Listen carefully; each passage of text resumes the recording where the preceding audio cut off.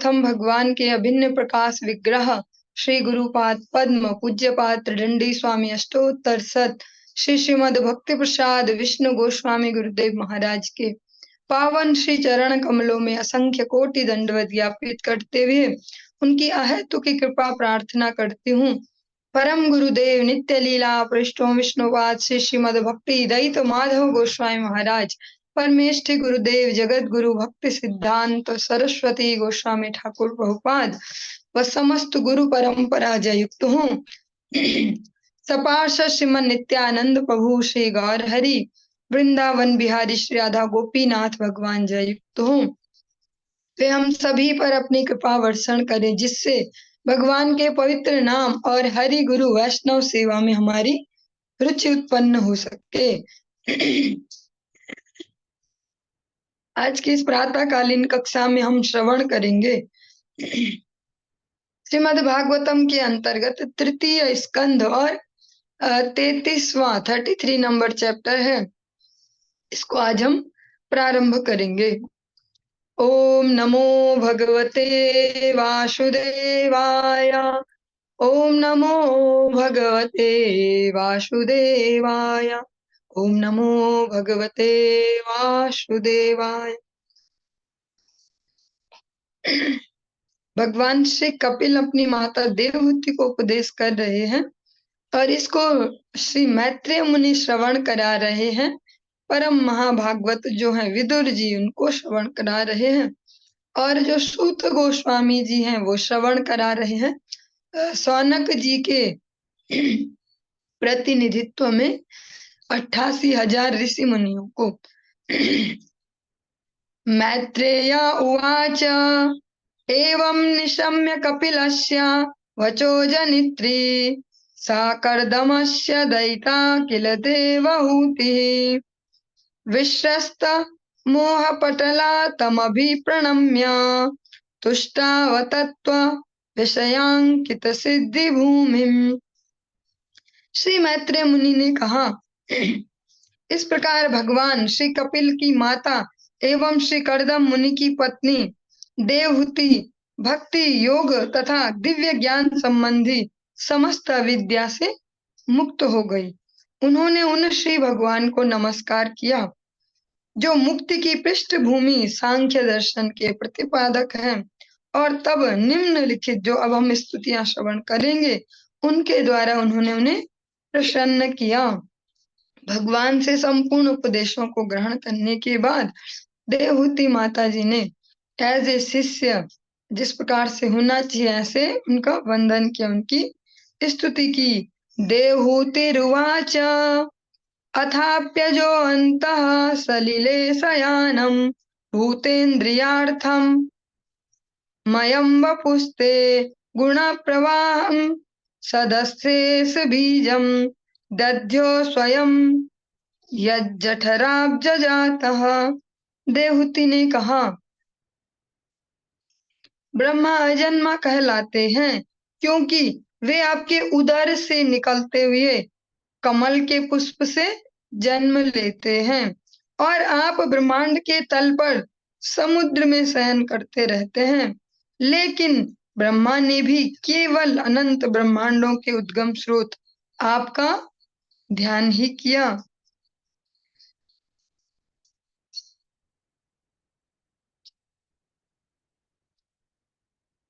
स एव विश्वस्य भवान् विधत्ते गुण प्रवाहेण विभक्त वीर्यः सर्गाद्यनीहो वितथाभिसन्धिर्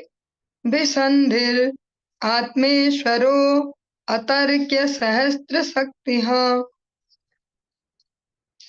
हे भगवान, यद्यपि आपको निजी रूप से कुछ करना नहीं रहता, आपके लिए कुछ ऐसा है नहीं जो आपके लिए कोई कार्य है, किंतु आपने अपनी शक्तियां भौतिक प्रकृति के गुणों की अंतः क्रियाओं में वितरित कर दी हैं, जिसके बल पर दृश्य जगत की उत्पत्ति पालन तथा संहार होता है। आपके लिए कुछ ऐसा कार्य नहीं है कि जो आपको ये करना है, लेकिन जो कुछ भी हो रहा है, चाहे सृष्टि है, पालन है और संहार है, वो आपकी ही शक्तियों के बल से हो रहा है। हे भगवान, आप दृढ़ संकल्प हैं और समस्त जीवों के लिए श्री भगवान हैं। आपने उन्हीं के लिए यह संसार रचा है और यद्यपि आप एक हैं, किंतु आपकी शक्तियां अनेक प्रकार से कार्य करती हैं। यह हमारे लिए अकल्पनीय है। सा त्वं भृतो मे जठरेण नाथ, कथं नु यस्योदर एतदासीत्। विश्वं युगान्ते वटपत्र एकः, सेते स्मः माया शिशुर गृह्पानः। आपने मेरे उदर से पूर्ण पुरुषोत्तम भगवान के रूप में जन्म लिया है। हे भगवान, यह उन परमेश्वर के लिए किस प्रकार संभव हो सका जिनके उदर में यह संपूर्ण दृश्य जगत स्थित है?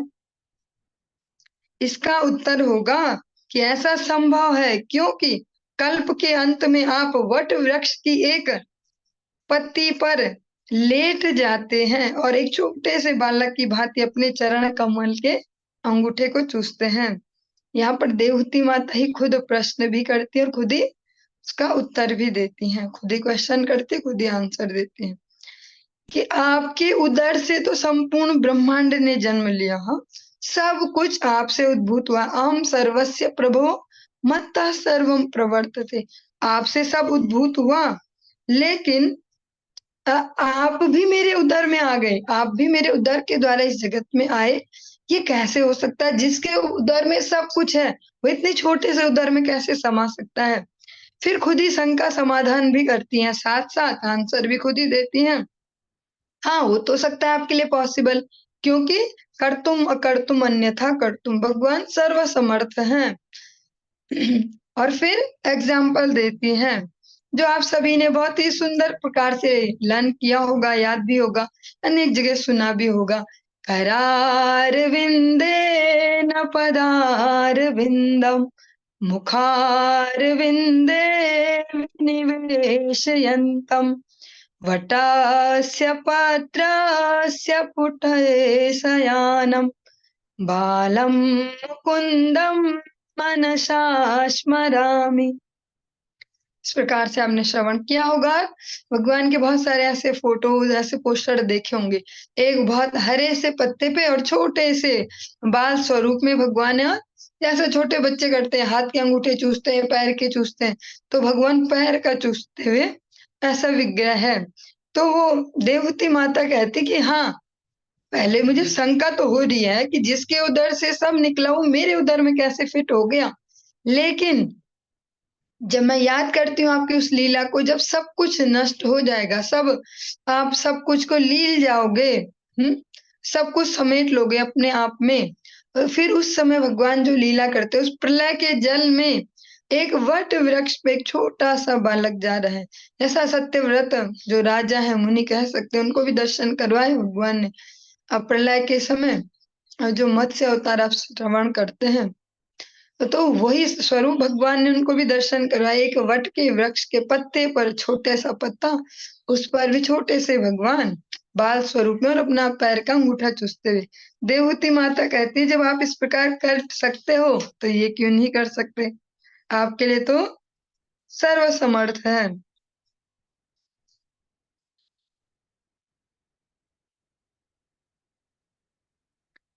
त्वं देहतन्त्रः प्रशमाय पाप्मनां, निदेश भाजां च विभो विभूतये।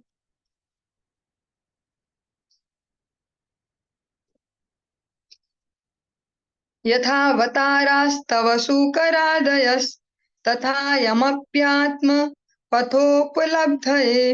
हे भगवान, आपने पतितों के पाप पूर्ण कर्मों को घटाने तथा उनके भक्ति एवं मुक्ति के ज्ञान को बढ़ाने हेतु यह शरीर धारण किया है।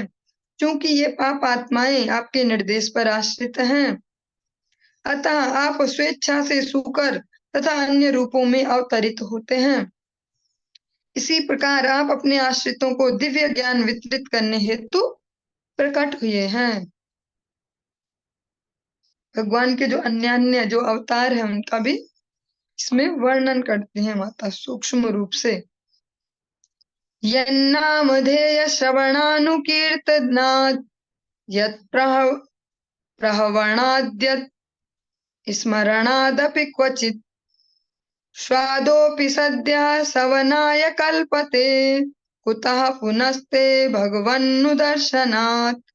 उन व्यक्तियों की आध्यात्मिक उन्नति के विषय में क्या कहा जाए जो परम पुरुष का प्रत्यक्ष दर्शन करते हैं। यदि जो जो ऐसे परिवार हैं जिनको स्वपच कहा जाता है या चांडाल कहा जाता है, जहाँ पर कुत्ता को भी खा लिया जाता है, यदि कुत्ता खाने वाले परिवार में उत्पन्न व्यक्ति भी श्री भगवान के पवित्र नाम का एक बार उच्चारण करता है अथवा उनका कीर्तन करता है, उनकी लीलाओं का श्रवण करता है, उन्हें नमस्कार करता है या कि उनका स्मरण करता है, तो वह तुरंत वैदिक यज्ञ करने हेतु योग्य बन जाता है। उन व्यक्तियों की आध्यात्मिक उन्नति के विषय में क्या कहा जाए।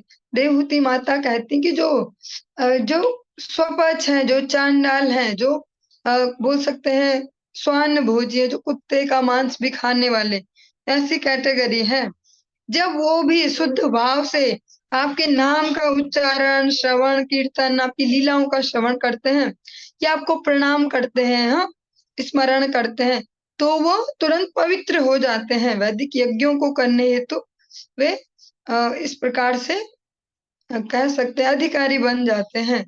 तो ऐसे लोगों के विषय में क्या कहा जाए जो सोच समझकर आपकी शरण ग्रहण करते हैं।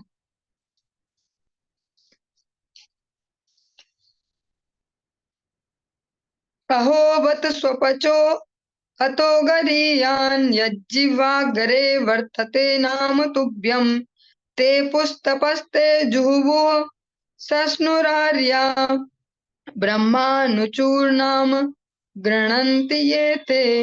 अहो वे कितने धन्य हैं जिनकी जीवाएं आपके पवित्र नाम का जप करती हैं। कुत्ता खाने वाले वंशों में उत्पन्न होते हुए भी ऐसे व्यक्ति पूजनीय हैं जो व्यक्ति आपके पवित्र नाम का जप करते हैं। उन्होंने सभी प्रकार की तपस्याएं तथा हवन किए होंगे और आर्यों के सभी सदाचार प्राप्त किए होंगे। आपके पवित्र नाम का जप करते रहने हेतु उन्होंने तीर्थ स्थानों में स्नान किया होगा, वेदों का अध्ययन किया होगा और अपेक्षित प्रत्येक वस्तु की पूर्ति की होगी। लेकिन इसमें ध्यान ये रखना होगा कि जो हम कंडीशन सुन रहे हो बहुत ही एक्सेस है, एक्सट्रीम लेवल की, कि कुत्ता भी जो खाने वाला हो वो भी शुद्ध हो सकता है भगवान के नाम के थ्रू। लेकिन ये ऐसा नहीं है कि आप कुत्ता खाते ही रहेंगे और 2-4 माला भी घुमाते रहेंगे। इसमें यह है कि वहां से सारे जो गलत क्रियाएं उन्हें स्टॉप कर दें और ईमानदारी से भगवान के चरणों में सरेंडर करें और नाम जप में लगे और भक्ति का अनुशासन सीखे एक योग्य सदगुरुदेव के अनुशासन में। ये वो कंडीशन है, ये वैसी नहीं है कि आप खाते भी रहेंगे और करते रहेंगे। एग्जाम्पल दिया जाता है, एक आप सभी ने कथा सुनी होगी, सदना कसाई, ऐसे एक भक्त का हमने चरित्र सुना होगा। उनका एग्जाम्पल दे दिया जाता है और गलत जगहों में भी दे दिया जाता है, लेकिन सावधानी इसमें ये कि वो मांस खाते नहीं थे, उनकी वो वृत्ति थी, कोई और उनको मारता था उन जानवरों को और वो केवल मांस बेचते थे और वो भी कुछ टाइम पीरियड तक चला, फिर भगवान ने उन्हें कृपा की। तो अगर वो एग्जाम्पल यहाँ पर फिट करे तो वो खाते नहीं थे उसे और वो उनकी वृत्ति थी, वो उसी कुल में उनको जन्म मिला था। जैसे जो रविदास जी हैं, मीराबाई जैसे भक्त भी जिनसे मार्गदर्शन प्राप्त करती हो, पर उन्होंने जूते बनाने का काम, वो चमड़े का गंदा सा काम बंद नहीं किया था। स्वधर्मे निधनम श्रेया पर धर्मो भयावह। भगवत गीता कहती है कि जो हमारा सहज जो स्वधर्म है, लौकिक भी उसको पालन करे। इस प्रकार से भगवान की कृपा से जो उसकी अशुद्धियां उस स्वधर्म की, वो उनसे मुक्त हो पाएंगे। तो यहाँ पर ये नहीं कहा जा रहा कि आप उन्हीं कार्यों को करते रहेंगे, आप गलती पे गलती सोच समझ कर करते रहेंगे और बीच बीच में गंगा जी जाएंगे और सोच लेंगे हम सब छोड़ के आ गए हैं गंगा जी पे। ऐसा नहीं हो पाएगा। अगर उसी गलती को दोबारा रिपीट करते तो वही गंगा जी उस जल को समुद्र को देती हैं, समुद्र उन्हीं पापों को फिर बादलों को दे देता है और बादल जिसके जिसके पाप है छांट छांट के उनके सर पे उन्हें वापस दे देते हैं विद इंटरेस्ट, ब्याज लगा के। तो ऐसा नहीं है कि हम करते ही जाएंगे गलत कार्यों को और फिर गंगा जी नहाते जाएंगे, कोई दान पुण्य करेंगे और फ्री हो गया, ऐसा कोई विधान नहीं है। यहाँ पर यही है कि निरपराध भाव से अगर शरण ले ली तब इसको हम दूसरे एंगल से समझ पाएंगे। जिनको साधु गुरु वैष्णव की सन्निधि प्राप्त हो गई है, कृपा प्राप्त है, और वे फिर भी इन्हीं कार्यों में लगे हैं कि हमारे कुल में ना ऐसा होता आया है, अच्छा अब नवरात्रि भी आ गई है तो थोड़ा थोड़ा तो कर सकते हैं ना, कभी पहला राखी व्रत तो कर ही सकते हैं नहीं, और ऐसे नहीं तो व्रत नहीं करेंगे तो हरियाली तो डाल ही सकते हैं, लास्ट दिन कन्या जमाने में कुछ गड़बड़ तो नहीं है। ऐसे ऐसे जो क्वेश्चन है। हाँ जी।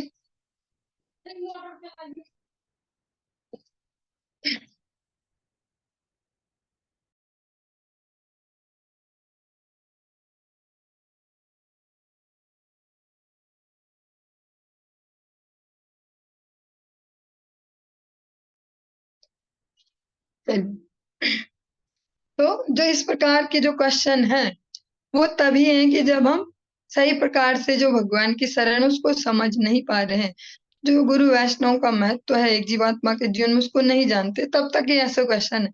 ऐसे क्वेश्चन वरना खुद ही गायब हो जाएंगे, क्योंकि आपने अनेक बार श्रवण किया होगा, और जो अभी भी आपने इस श्लोक में श्रवण किया है अगर समझ ना पाए हो शब्दों के जाल को तो सरल भाषा में समझें। गुरुदेव के मुख से भी अनेक बार सुना होगा और अनेक वैष्णव के मुख से भी, जिसको ये फाइनली महाप्रभु की धारा तक जो पहुंच गया है इस महावदान्य धारा में, उसने सारे यज्ञ जब तब सारे जो भी सो कॉल्ड जो भी वो धार्मिक सोचता अनुष्ठान वो सब करके आ चुका है। अब उसको वापस नहीं करने वो, अब उसको इस अनुशासन में दृढ़ होना है जो उसको दिया जा रहा है। अभी भी मन को डोलाते नहीं रहना, क्योंकि जब यहाँ तक पहुंचे तो मीन सब करके आ गए हैं। इस श्लोक में जो आपने श्रवण किया वो यही है कि उसने अनेक तपस्याएं हवन भी कर लिए होंगे, आर्यों के सदाचार भी प्राप्त किए होंगे, तीर्थ स्थानों में भी स्नान किया होगा, वेदों का भी अध्ययन किया होगा, और अपेक्षित जो भी चाहिए प्रत्येक वस्तु की पूर्ति भी की होगी। तो जो इस फाइनल डेस्टिनी तक पहुंच गया है गुरु वैष्णव के अनुगत्य में, उन्हें इसी को दृढ़ता से जीवन में आचरण में लाना है। अपना कुछ ऐड नहीं करना है कि हमें भी ऐसा लगता है कहीं पाप ना हो जाए, कहीं दोष न लग जाए, ऐसे इस भावना से थोड़ा फ्री होना पड़ेगा। समझना होगा कि जब वृक्ष की जड़ में जल डालते हैं तो पौधों के हर हिस्से को मिलता है। ये हमने रट तो लिया पर इसको समझना भी होगा, भरोसा भी करना होगा कि ऐसा होता है वास्तव में। तो जो फाइनली यहाँ तक पहुंच गया इस अनुशासन में कि आप सुबह ब्रह्म मुहूर्त में उठो, नहा धो के भगवान की आरती करो, प्रातः संध्या करो, हरि नाम जप करो, भगवान का भोग लगाओ, विग्रह है तो विग्रह सेवा कीजिए, अपनी जिम्मेदारियां निभाइए, फिर बीच में भगवान को भोग लगाइए, सारी सेवा। जो इसको ठीक से पालन करेगा उसका परम मंगल हो जाएगा। पर जो संशय आत्मा विनश्यति, जो भी संशय में ही रहेंगे, अब सावन आ गया है तो अलग से दुख दुख चलेगी मन में, कानों में, और फोन की नए नए स्टेटस जो होंगे सारी दुनिया के सोशल मीडिया के वो भी विचलित करेंगे। वो भी हमारी जो कह सकते हैं एक निष्ठता है उसमें कुछ न कुछ अपना पॉइंट छोड़ते जाएंगे। लेकिन समझना होगा जो कंटिन्यूटी से चलते हैं, सततम कीर्तयन्तो माम, अनेक अनेक जगह आप इस प्रकार से श्रवण कर सकते हैं। कंटिन्यूटी मस्त है, विश्वास से और भगवान में दृढ़ श्रद्धा से चलते जाएंगे तो भगवान ही परम नियंता है। इतना सुनने के बाद भी फिर हम वहीं के वहीं पहुंच जाए तो हमारे भाग्य का ही दोष है। हो सकता है हम अनधिकारी थे और अनधिकारी को कुछ कृपा कर दी है। अगर हम उपदेशामृत में रूप गोस्वामी जी के उपदेश को श्रवण करें, आप श्रवण करते हैं अत्याग्रह, जिस प्रकार से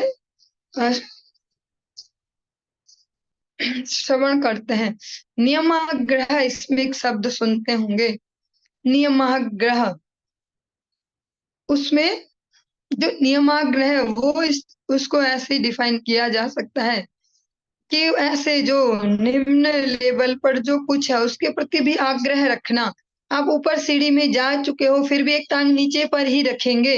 एक टांग अगर नीचे वाली पर ही रखे रहेंगे तो ऊपर चढ़ेंगे कैसे? कहेंगे कैसे हम ऊपर वाली पे? छोड़नी तो पड़ेगी।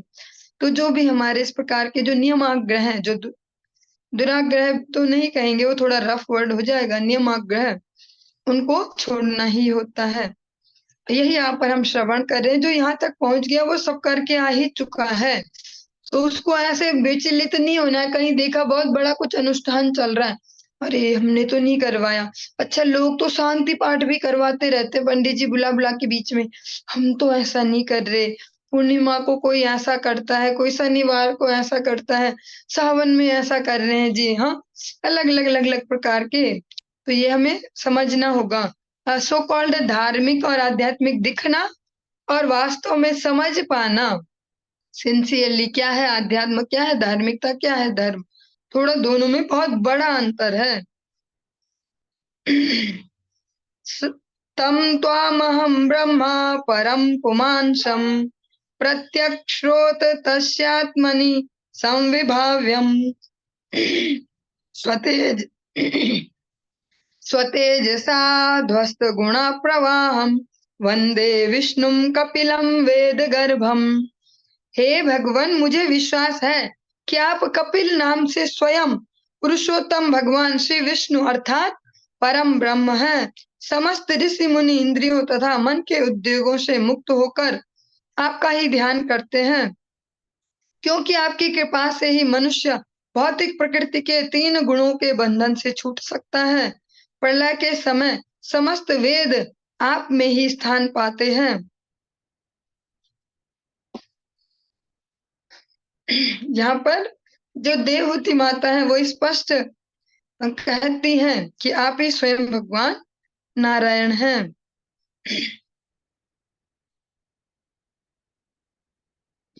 मैत्रेय उवाच ईडितो भगवानेवं कपिलाख्यः परः पुमान् वाचा विक्लव येत्याह मातरम मातृवत्सलः। इस प्रकार अपनी माता के शब्दों से प्रसन्न होकर मातृवत्सल भगवान श्री कपिल ने गंभीरता पूर्वक उत्तर दिया। कपिला उवाच मार्गेणानेन मातस्ते सुसेव्येनुदितेन मे आस्थितेन परां काष्ठां चिराद वरोत्स्यसि। श्री भगवान ने कहा, हे माता, मैंने आपको जिस आत्म साक्षात्कार के मार्ग का उपदेश दिया है वह अत्यंत सुगम है। आप बिना कठिनाई के इसका पालन कर सकती हैं।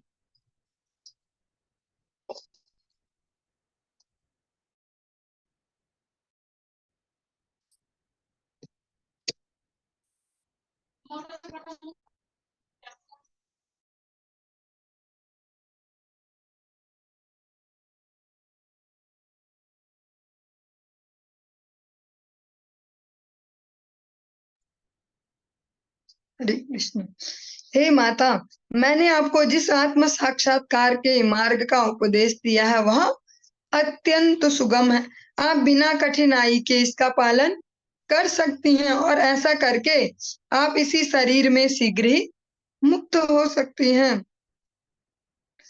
भगवान कहते हैं कि एज ए स्त्री शरीर और जिस प्रकार से भी, ये आपके लिए मैंने बहुत ही इजी प्रकार से इसको एक्सप्लेन किया है, जिसको आप बिना कठिनाई के पालन कर सकते हैं और आप इसी शरीर जो इसी जन्म में शीघ्र ही मुक्त हो सकती हैं।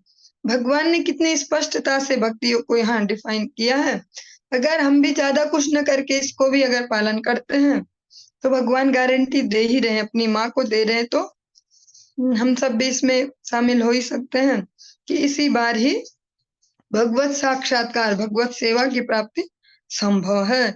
श्रद्धा श्रद्धा स्वतन्मतं मह्यं जुष्टं यद ब्रह्मवादिभिः येन माम भयं याया मृत्यु मृच्छन्त्य तद्विदः। हे माता, जो लोग वास्तव में अध्यात्मवादी हैं वे निश्चित ही मेरे उपदेशों का पालन करते हैं। जो मैंने आपको बताए हैं, आप आश्वस्त रहें। यदि आप इस आत्म साक्षात्कार के मार्ग पर सम्यक रीति से चलेंगी तो आप समस्त भयावह भौतिक कलमश से मुक्त होकर अंत में मेरे समीप पहुंचेंगी। हे माता, जो लोग भक्ति में सेवा की इस विधि से अवगत नहीं है, वे जन्म मरण के चक्र से बाहर नहीं निकल सकते। श्रीमद् भागवतम के अंतर्गत हम ये श्रवण कर रहे हैं। स्कंद 3, तीसरा स्कंद है, अध्याय 33। इसमें भी 11वां ये श्लोक है। भगवान कहते हैं कि जो वास्तव में अध्यात्मवादी है, जैसा अभी हम चर्चा कर रहे थे, एक होता है सो कॉल्ड और एक होता होना। जो वास्तव में अध्यात्मवादी वे इन सब उपदेशों को पालन करते हैं जो मैंने आपको बताए। और आप बेफिक्र रहें, आप बिना भय के रहें, आप आश्वस्त रहें कि अगर इस प्रकार से भगवान शब्द यूज करते हैं सम्यक प्रकार से, अगर सही प्रकार से आप इसको अपने जीवन में अप्लाई करेंगे, इस फॉर्मूले को जो मैंने आपको बताया, तो जो अत्यंत जो भयावह भौतिक कलमश है इस जगत में हम जो भी देख रहे हैं दिन रात, भय से ही कहीं ना कहीं भागते हुए या भय के कारण ही मोटिवेट होकर सब किया जा रहा है। हाँ, अगर टाइम पे ये नहीं किया तो ऐसा हो जाएगा, अगर ये नहीं किया तो ऐसा हो जाएगा, तो भय ही हमारा बेस होता है। भगवान यहाँ पर यही कहते हैं, समस्त भयावह भौतिक कलमश से मुक्त होकर। ऐसा कुछ भगवान के उपदेशों में नहीं है जो प्रैक्टिकल नहीं है, जो हम बोले ये बहुत पुराने उपदेश हैं, आज की डेट में तो सब बदल गया, देखो अब तो अलग जमाना आ गया, ये सब अप्लाई नहीं हो पाएगा। लेकिन भगवान के उपदेशों में कुछ भी ऐसा नहीं है जो आज अप्लाई ना हो पाए। और इस प्रकार से अंत में फाइनली मुझ तक पहुंचेंगी। जो इस भक्ति में जो ये सेवा की जो ये विधि है जो मैंने आपको एक्सप्लेन की है, इसका जो पालन नहीं करते वे कभी भी जन्म मरण का जो ये चक्र है जिसको भगवान ने इतने अच्छे से एक्सप्लेन किया है, जन्म मरण का चक्र भी, उससे कभी बाहर नहीं निकल पाते। मैत्रेया उवाचा इति पर प्रदर्श्य भगवान सतीं तामात्मनो गतिम स्वमात्रा ब्रह्मवादिन्या कपिलो अनुमतो ययो। श्री मैत्रेय मुनि ने कहा, अपनी ममतामयी माता को उपदेश देकर पूर्ण पुरुषोत्तम भगवान श्री कपिल ने उनसे आज्ञा मांगी और अपना लक्ष्य पूरा हो जाने के कारण उन्होंने अपना घर छोड़ दिया। भगवान तो वहां उस घर में जन्म ही भगवान ने इसलिए ही लिया था कि जितने महान तपस्वी हैं जो ऐसे ग्रस्त हैं उनके ग्रस्त को धन्य कर सकूं। ऐसा कह सकते हैं कि उनको भी ऐसा बालक प्राप्त हुआ जिसने उन्हें बंधनों में बांधा नहीं, बंधन काटे, जिनके जन्म के साथ ही जिन्होंने अपने पिता को मुक्त किया, थोड़ा सा बड़ा होते ही समझदार होते ही पिता को मुक्त कर दिया कि अब मेरी है ठेकेदारी, सब मैं लेता हूँ जिम्मेदारी, आप जाओ आध्यात्मिक पथ पर अग्रसर हो, अपनी आध्यात्मिक उन्नति को मेंटेन कीजिए। और जब माता को भी ठीक से उपदेश कर दिया तो स्वयं भी चले गए। माता को नहीं भेजा कहीं किसी आश्रम में कि आप भी जाओ, मैं यहाँ रहूंगा, अभी तो मैं जवान हूँ। वे स्वयं अपने पद पर आगे बढ़ चले।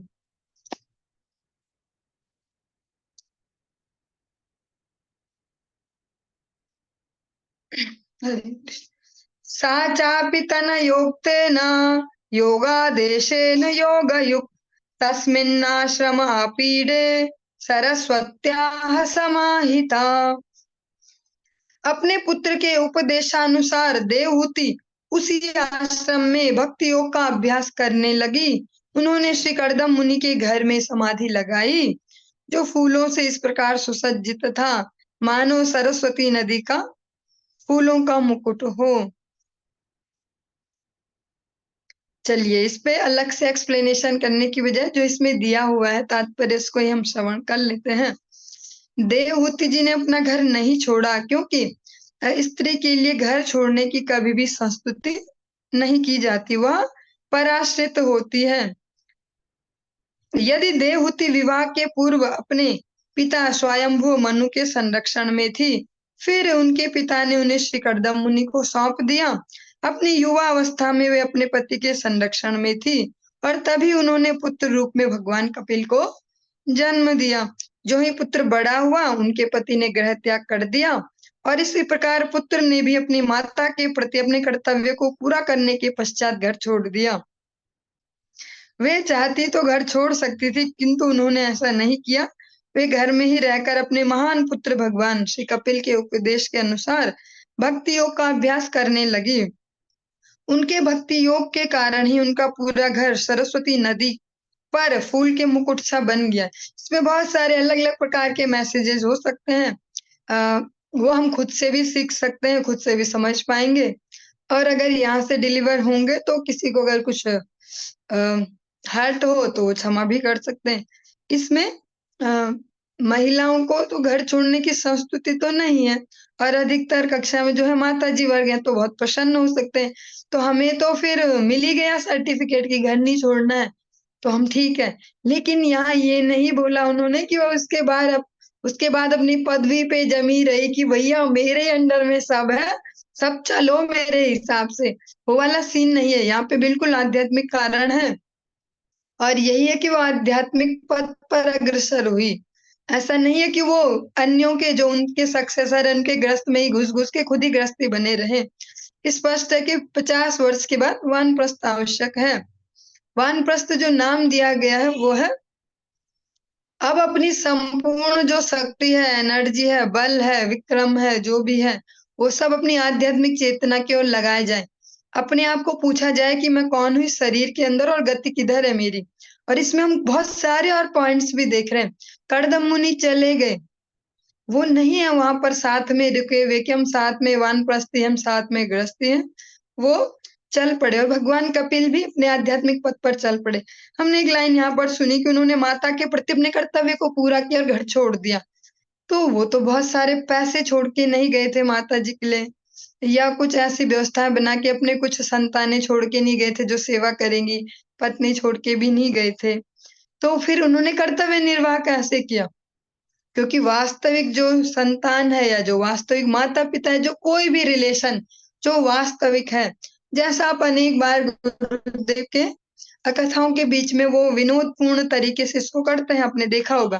पूछते हैं, "बताओ, बताओ सच्चा पति कौन-कौन है? हाथ खड़े करो।" या बोलते हैं, "सच्ची पत्नी कौन है?" ऐसा करके कई बार अलग-अलग प्रश्नों से ऐसे पूछते हैं। तो वास्तव में जो वैदिक साहित्य है, ये सुनने में थोड़ा कटु लग रहा होगा, पर है तो सच्चाई और कटु सच्चाई भी नहीं है, मधुर सच्चाई है। और हम सुन रहे हैं भागवतम के आश्रय में, भगवान कपिल और देवहूति माता के विषय में। तो जो भी वास्तविक कोई भी रिलेशन है, माता न सस्यात् पितरो न सस्यात् स्वजनो न सस्यात्। उपनिषद से लेके वेद से लेके अलग-अलग पुराण और श्रीमद् भागवतम तो फाइनल है ही एसेंस। सब यही कहते हैं कि जो वास्तविक कोई भी रिलेशन है, कोई भी संबंध सच्चा तब है, मधुर भी तभी है, जब केंद्र में भगवान है और जब वो जिसको भी हम रिलेटिव कह रहे हैं, जिसको मित्र कह रहे हैं, कोई भी रिलेशन, इसमें सारे ही रिलेशन आते हैं। कोई पति-पत्नी स्पेशल नहीं है या माता-पुत्र या पिता-पुत्र, सारे रिलेशन चाहे मित्रता भी हो। क्योंकि मेरे जीवन में तो मैं कहूँगी मित्रता वाला रिलेशन ही मेरे लिए सूर्य का कार्य किया, उसकी वजह से मैं इस पद पर आगे आ पाई। कोई भी रिलेशन आपके जीवन को जो आगे की ओर ऊर्ध्व गति की ओर आगे बढ़ाए, जो आपको आपके आध्यात्मिक पथ पर आगे बढ़ाता है, वही सच्चा है, शास्त्रों के हिसाब से। बाकी हम अपने हिसाब से समझ सकते हैं कि सच्चा बेटा ना वही है जो पूरी सेवा करता है माता-पिता की, सब देखता है, हाँ जी बोलता है, जो बोलते हैं सब पूरा करता है। सच्ची बेटी वही होती है जो ऐसे करती है, सच्चा मित्र वही होता है जो ऐसा करता है। अलग-अलग सच्ची माता वो होती है, ऐसे अलग-अलग डेफिनिशन हमारे पास हैं, क्योंकि हमारी वैसी कंडीशनिंग है, हमारे जो इन्फॉर्मेशन के जो स्रोत थे, जहाँ से हमने ग्रहण किया वो वैसे ही थे।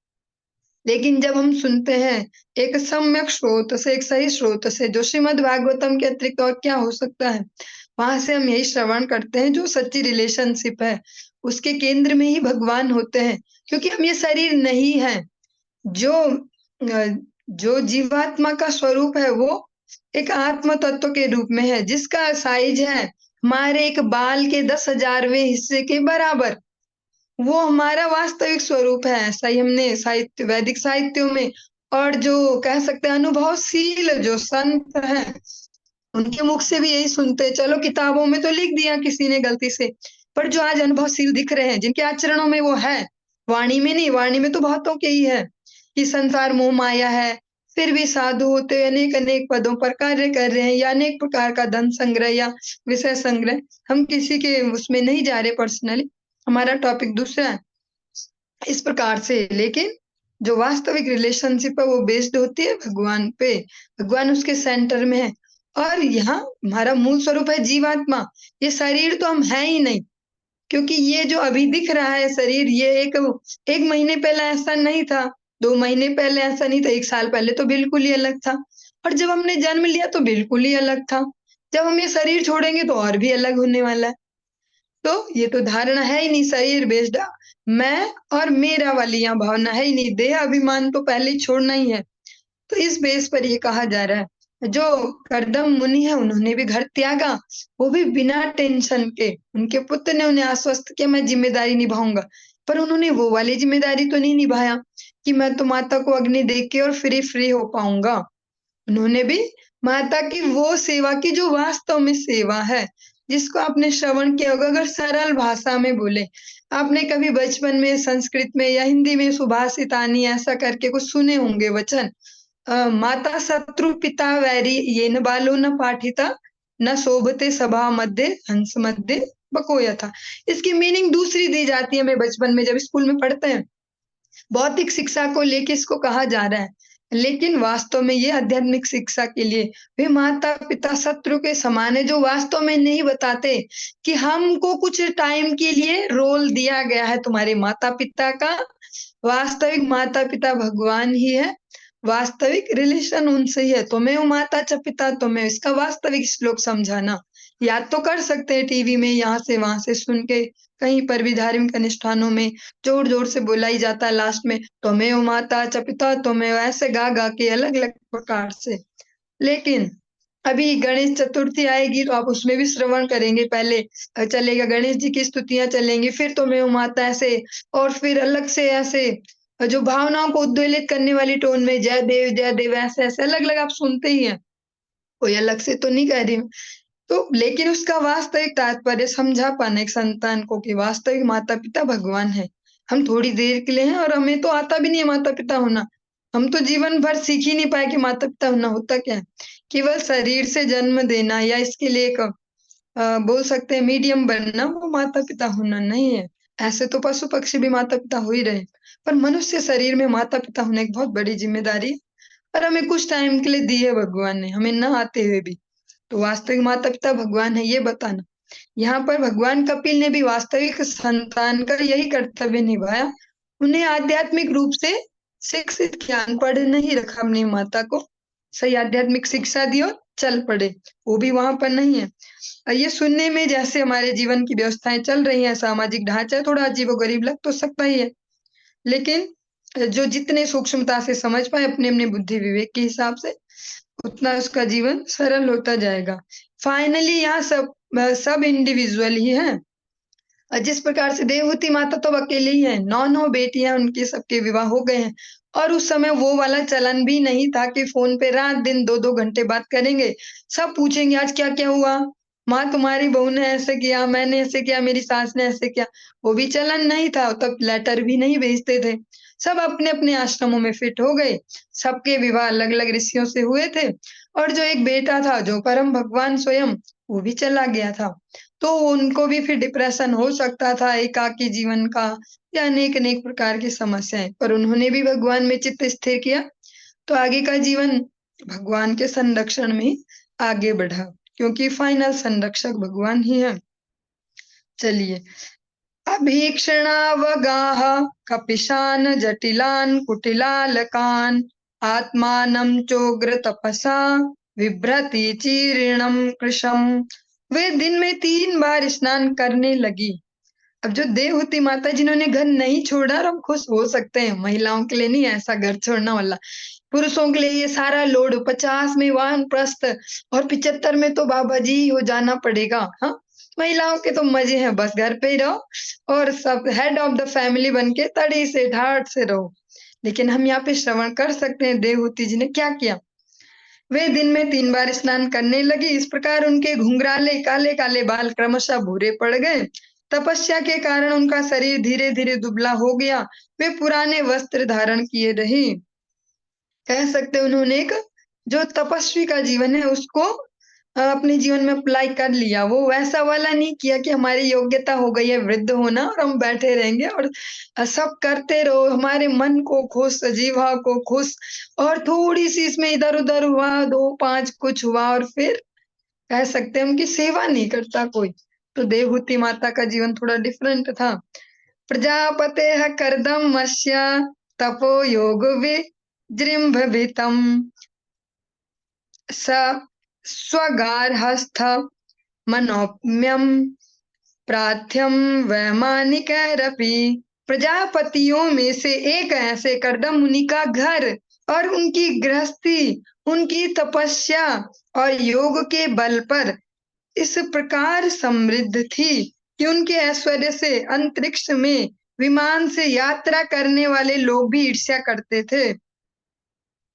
जो कर्दम मुनि जा चुके हैं घर छोड़ के, बेटा भी जा चुका है घर छोड़ के, इकलौती बूढ़ी सी माता जी वहां तपस्विनी का जीवन जी रही है। उस घर के लिए कहा जा रहा है ये कि उनके जो घर की जो समृद्धि है, जो उनके जो तपस्या और योग का जो बल है, उससे इतना समृद्ध है कि उनके ऐश्वर्य को देख के, उस कुटिया का ऐश्वर्य देख के अंतरिक्ष के विमान से जो यात्रा करने वाले हैं, तो वो कौन है? देवगण है, देवता लोग हैं, वे भी ईर्ष्या करते थे। उनका ऐसा ग्रस्त है। पयः फेन निभासय्या दान्ता रुक्म परिच्छदाः आसनानि च हेमानि सुस्पर्शास्तरणानि च। यहाँ पर श्री कर्दम मुनि के घरेलू ऐश्वर्य का वर्णन हुआ है।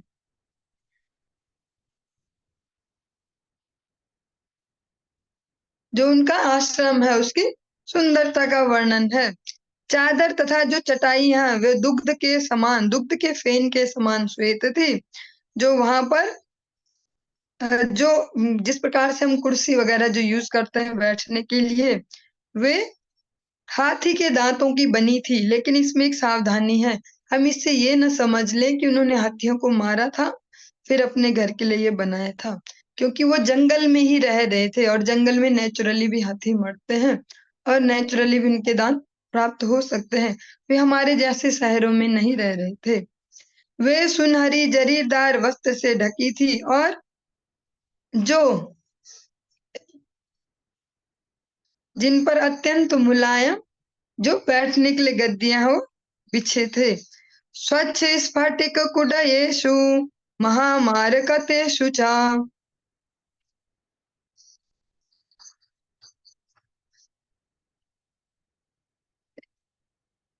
रत्न प्रदीपा आभान्ति ललना रत्न संयुताः।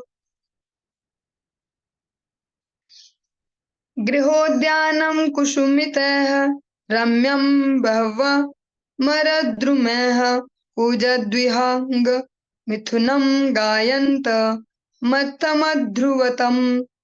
मुख्य घर का आंगन सुंदर बगीचों से घिरा था, जिनमें मधुर सुगंधित फूल और अनेक वृक्ष थे, जिनमें ताजे फल उत्पन्न होते थे। वे उच्च तथा सुंदर थे। ऐसे बगीचों का आकर्षण यह था कि गाते हुए पक्षी वृक्षों पर बैठते और उनके कलरव से तथा मधुमक्खियों की जो गुंजार है उससे संपूर्ण वातावरण यथासंभव मोहक बना हुआ था।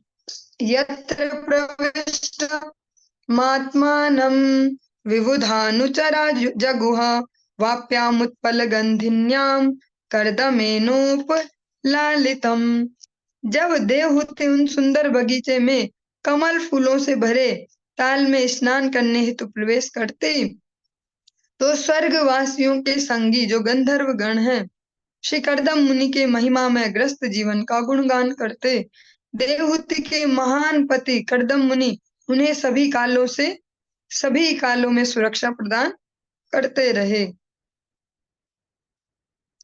हित्वा तदीप्सित तममप्याखण्डलयोषिताम् किञ्चिक्कारवदनम् पुत्र विश्लेषणातुरा। यद्यपि उनकी स्थिति सभी प्रकार से अद्वितीय थी, किंतु साध्वी देवहूति ने इतनी संपत्ति होते हुए भी, जिसकी ईर्ष्या स्वर्ग की सुंदरियां भी करती थी, उन्होंने सभी सुख त्याग दिए। उनका शोक इतना ही था, कौन सा, जो सबको होता ही अधिकतर, अपने पुत्र से अलग होने का। उनके महान पुत्र उनसे विलग हो गया था। वनम प्रव्रजिते पत्या वपत्य विरहातुरा ज्ञात तत्वाप्यभून्नष्टे वत्से गौरिव वत्सला। देवहूति के पति ने पहले ही गृह त्याग करके संन्यास आश्रम ग्रहण कर लिया था। तब उनके एकमात्र पुत्र भगवान श्री कपिल ने भी घर छोड़ दिया। यद्यपि उन्हें जीवन तथा मृत्यु के संपूर्ण सत्य ज्ञात थे और यद्यपि उनका हृदय सभी प्रकार के मल से रहित था, किंतु फिर भी जो उनका जो देह है, उसका जो वास्तविक जो स्वभाव है, स्वाभाविक जो स्वभाव कह सकते हैं, सहज स्वभाव, जो भावना प्रधान स्त्रियों को बनाया गया है, किंतु वे अपने पुत्र के जाने से इस प्रकार दुखी थी जिस प्रकार की बछड़े के मरने पर गाय दुखी होती है।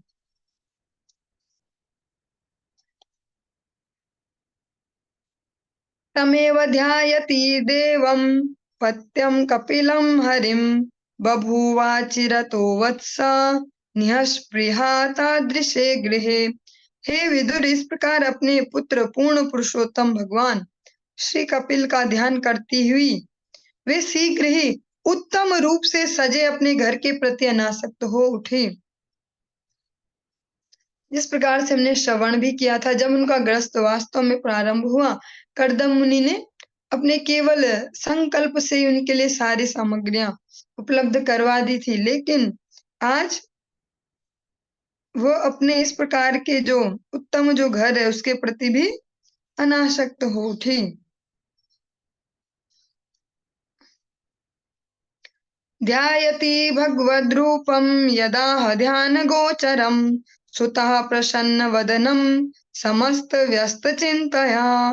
तत्पश्चात निरंतर हसमुख अपने पुत्र भगवान श्री कपिल से अत्यंत उत्सुकता पूर्वक एवं विस्तार पूर्वक सुनकर देवहूति परमेश्वर के श्री विष्णु स्वरूप का निरंतर ध्यान करने लगी।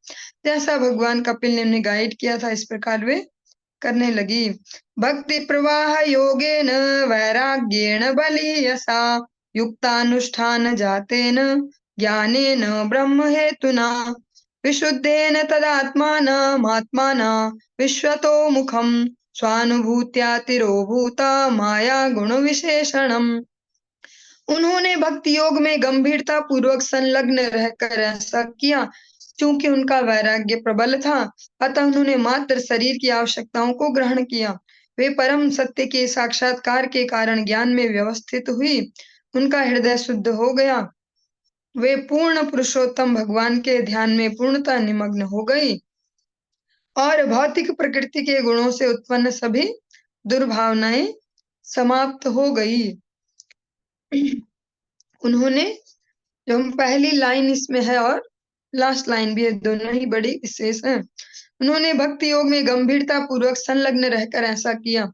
ये सब आर्टिफिशियली नहीं किया, शोक में नहीं किया कि देखो ऐसे ही होता है, ऐसी ये देखो दुनिया कौन किसका होता है, इनको ये भी चले गए, ऐसा नहीं कि तो विवाह क्यों किया था, ऐसे शिकायत उसमें नहीं, ऐसे नहीं कह रही, कोस नहीं रहे कर्दम मुनि को, न भगवान कपिल को। देखो इसने तो अपने पिताजी से तो बोल दिया था कि अब सब मेरी जिम्मेदारी है, अब खुद भी भाग गया, मैं अकेली बुढ़िया यहाँ पे रह रही हूँ, ऐसा ऐसा कुछ नहीं बोला। क्योंकि उनका वैराग्य प्रबल था, वे भक्ति योग में स्थित होकर उनको पचा पाई सब कुछ। ऐसा तो नहीं होता, ऐसा नहीं कह सकते कि कोई भावना शून्य हो जाएगा भक्ति योग में होने के कारण, क्योंकि जो भावना शून्य होगा वो भक्ति योग को भी नहीं समझ पाएगा। इसमें अगर हम एग्जाम्पल ले रामानुजाचार्य जी का, तो दो व्यक्ति उनके पास आए। एक आता है कि भैया मेरा पुत्र का भी निधन हुआ है और मैं अपने पुत्र से बहुत प्रेम करता था और मैं बहुत दुखी हूँ उसके मरने पे, आप मुझे अपनी शरण दे दीजिए, मुझे शिष्य बना लीजिए। एक दूसरा व्यक्ति आता कि मेरी पत्नी की अभी कल ही मृत्यु हुई है और मुझे कोई ऐसा दुख भी नहीं है, मेरा कुछ ऐसा था भी नहीं, कुछ मोह ममता ऐसे। आप मुझे शिष्य बना लीजिए अब अपना, अब तो है नहीं कुछ ऐसा झंझट भी। तो उन्होंने उस व्यक्ति को न बना के, जो रो रहा था इतना दुखी होके पुत्र वियोग में, उसको शिष्य बनाए। क्यों? क्योंकि जिसके पास भावना ही नहीं है तो वो फिर भगवान के लिए भी कैसे ला पाएगा? क्योंकि यहाँ कोई नई भावना उत्पन्न तो नहीं की जाती, कोई पत्थर में हम पानी ला जाए उसके अंदर, या जिसमें जो है उसको बस मोल्ड किया जाता है भगवान की ओर। जो भी हमारी भावनाएं हैं, जो भी योग्यता है, उन्हें बस थोड़ा डायरेक्शन चेंज करनी है। गुरु भी कोई सूखे में तो भावनाएं उत्पन्न नहीं करेंगे, जिसमें है उनको मोल्ड करेंगे इधर। तो उन्होंने उस व्यक्ति को अपना शिष्य बनाया, अपने पुत्र वियोग में रो रहा था। ऐसे ही यहाँ पर ये तो नहीं कहेंगे हम, जब ये सारे उपदेश सुन रहे हैं, भागवतम सुने, ये सुने, लगेगा कि भैया पत्थर जैसा होना चाहिए शायद, कुछ मोह ममता नहीं, ऐसा नहीं, लेकिन ऐसा नहीं है। बेसिक भावनाएं जिनमें नहीं होंगे तो भगवान के लिए भी कहाँ से लाएंगे? जिनका अपने परिवार में ही मोह नहीं होगा, प्रेम नहीं होगा, तो वे भगवान को भी अलग अलग भावना से तो प्रेम करने अलग भाव से, दास्य भाव से, सख्य भाव से, और वात्सल्य से, मधुर से। तो जिसने इन रसों को चखा ही नहीं होगा तो वो समझ ही कैसे पाएगा? एक रूढ़ सा मनुष्य आया ऐसे, बोले मुझे ना मधुर रस का भक्त बनना है भगवान का, मैंने सुना है सबसे ऊंचा होता है ये। लेकिन तुम्हें बेसिक ही पता नहीं है, दास वाला भाव भी पता नहीं है, नौकर होना किसको कहते हैं, एक मालिक के प्रति जो वफादारी है उसे किसे बोलते हैं, समर्पण किसे बोलते हैं। दोस्ती कभी की ही नहीं है जिंदगी में, पता ही नहीं दोस्ती होती क्या है। ऐसे कभी किसी से ऐसे पुत्रवत कोई स्नेह किया ही नहीं, वात्सल्य किसी को दिया ही नहीं, तो कैसे? और बोल दे हमें तो बस गोपियों वाला मधुर रस चाहिए, सर्वश्रेष्ठ होता है ना, तो हमें तो सब बढ़िया ही चाहिए, हमें मधुर रस का भक्त बना दो। तो ऐसा पॉसिबल नहीं है। बेसिक भावनाएं जब होंगी तभी उनको मोल्ड किया जाता है भगवान की ओर। तो देवहूति माता दुखी तो है ही, ऐसा तो नहीं है कि वो बस, वो पहले उन्हें पता भी है, ऐसा कह सकते हैं लॉजिकली, हम ऐसे लॉजिक देंगे, क्या उन्हें पता नहीं था ये? उनकी तो जब शादी के लिए आई थी तभी बोल दिया था मुनि ने कि भैया मैं शादी कर रहा हूँ, लेकिन संतान जन्म बस, क्योंकि मुझे सृष्टि के विस्तार का भी आदेश है, तो इसके लिए, और बस बाकी कुछ नहीं है ऐसा। तो बोल सकते हैं कि शादी क्यों की थी उन्होंने, या अभी दुखी क्यों हो रही है? लेकिन ऐसा कुछ नहीं हो सकता, विवाह भी करना ही था और दुखी भी होना ही है। लेकिन वो ऐसा नहीं कर रही है कि वो डिप्रेशन वाला दुखी नहीं है, कि अब उन्होंने सब छोड़ दिया, क्या करना है हरिनाम का जी हमने, देखो ऐसे भगवान ने तो ये भी नहीं सोचा, हम इतने साल से हरिनाम कर रहे हैं, ऐसे निकल गए हमारे बच्चे, ऐसा ये हो रहा है वो हो रहा है। वो उसको भी समझ रही है और उसको भी समझ रही है, इसको हम समझ पाएंगे। अब भावनाएं खत्म होने को नहीं कहा जाता, जो भी आध्यात्मिक शिक्षा है, भावना खत्म होने को नहीं कहा जाता कि कोई किसी का नहीं है जी तो वहां भावनाएं खत्म कर दो, अब दुश्मनों जैसे रहो, तुम्हारे कर्जेदार हो, हम तुम्हारा कर्जा दे रहे हैं, बस लो पका के तुम्हें दे दिया, लो तुम्हारा ऐसा कर दिया, लो, ऐसा नहीं। लेकिन उसमें साथ-साथ परम सत्य को भी समझते हुए स्वीकार करना। किसी व्यक्ति को पता चले कि 1 महीने बाद मेरी मृत्यु है, एक ऑप्शन उसके पास ये है कि वो उसी दिन ही मर जाए ज़्यादा डिप्रेस होके कि मैं तो मरने वाला हूँ, मैंने ये भी नहीं किया, मैंने वो नहीं किया, 1 महीना ही बचा है, और 1 महीना क्या है, आज का तो दिन चला ही गया है, और मेरी तो भी ये ज़िम्मेदारी थी, मैंने तो ये मज़े भी नहीं ले पाया, मुझे तो पता ही नहीं था। एक है कि वो इतनी टेंशन ले ले कि उसी दिन मर जाए 1 महीने से पहले ही।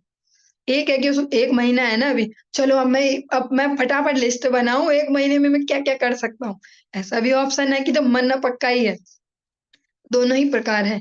हमें पता ही है सारे रिलेशनशिप छूटने है ही, फाइनली भगवान ही सबके परम, हर रिलेशन में ही भगवान है। ये भी नहीं कह सकते कि पिता ही है, माता ही है, भगवान हर रिलेशन में है।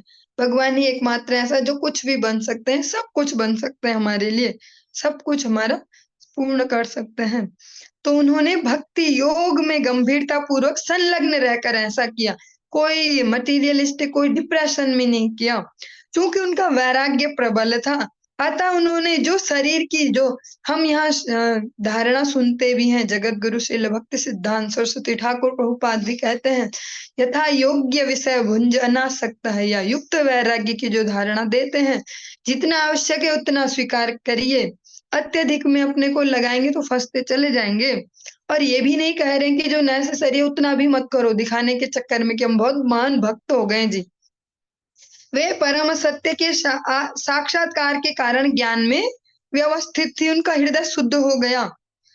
उनको वो कष्ट भी है हृदय में, वो तो होगा ही कि 9 बेटियाँ थी, वो भी अपने घर चली गई, एक ही बेटा था वो भी गया, पिताजी भी गए, मैं अकेली, ये जो भी फिजिकल भी जो प्रॉब्लम होंगी आस-पास में, लेकिन वो सबको समझते हुए ऐसा कर पा रही हैं। और जो लास्ट लाइन है, भौतिक प्रकृति के गुणों से उत्पन्न सभी दुर्भावनाएँ समाप्त हो गई। जो भी भौतिक गुणों से के कारण कह सकते हैं जो भी रिएक्शन उनके मन में आ सकती थी अपने बेटियों के प्रति भी आ सकती है कि वो भी नहीं पूछ रही, ये नहीं कि कभी आ जाएँ यहाँ एक-एक करके। 9 बेटियाँ 1 महीने में 1-1 चक्कर भी मारे तो 9 महीने ऐसे ही हो जाते हैं। कहीं मुझे ही ले जा लें, हाँ, बेटा ये भी ऐसा ही है, ये कभी तो किधर आ जाए ऐसे। या ऐसा ही निकला ये तो इतनी जल्दी भाग गया।